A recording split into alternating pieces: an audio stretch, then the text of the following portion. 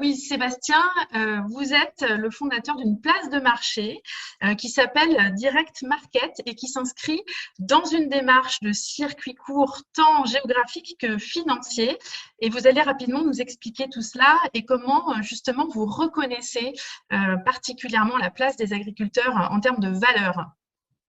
Alors, place des agriculteurs, mais également des distributeurs, hein, puisque Oui, Direct Market agit, on s'est positionné sur trois piliers principaux dans le contexte de cette résilience, qui sont la logistique. Un intervenant en a parlé tout à l'heure, c'est un sujet très complexe, et surtout cette logistique de proximité et d'ultra proximité, la répartition de la valeur et la transparence. Alors, Direct Market, c'est la marketplace des produits locaux pour les pros, donc en B2B, pour les commerçants, la restauration collective, les restaurateurs, avec un service logistique dédié.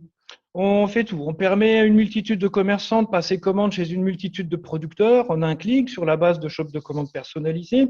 On part enlever les produits auprès des exploitations, on prépare les commandes, on livre toutes ces commandes au pied de chaque point de vente.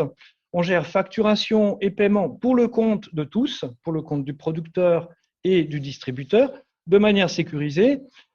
Et on a une capacité, dans le contexte d'un pilote digital mené avec CIC France, à renvoyer de l'argent très vite dans les exploitations. Alors, on veut être un moteur de la résilience alimentaire sur une partie, puisque c'est un sujet d'ensemble. Hein. Je vous remercie de nous avoir invités et de partager avec toutes ces initiatives. Nous avons construit en fait le prix sur la base du prix du producteur.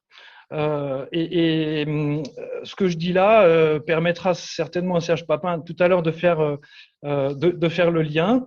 Le prix chez Direct Market est construit, est basé, positionné sur la base du prix producteur, non négocié. C'est important que le producteur puisse vivre de son travail. C'est important pour que tout ça fonctionne, que le commerçant puisse maintenir sa performance commerciale. Et c'est important que le consommateur ne paye pas plus cher au final. Et ça, pour moi, il y a quelque chose d'insupportable. C'est qu'on entend acheter produits locaux, consommer produits locaux. Bah, ça veut dire qu'il va falloir mettre la main à la poche. Et je pense que nous, on essaye, on fait notre maximum pour que ces conditions-là soient en place et positives. Alors, on a développé une étiquette de transparence du prix. Je vous expliquer comment on construit ce prix-là. Mais cette transparence, elle est essentielle aussi pour le consommateur, pour le commerçant aussi. Hein. On permet au commerçant d'afficher à son consommateur cette étiquette de transparence qu'on a développée. Elle est automatisée, elle gère l'ensemble, elle est disponible pour l'ensemble des relations produits-commerçants.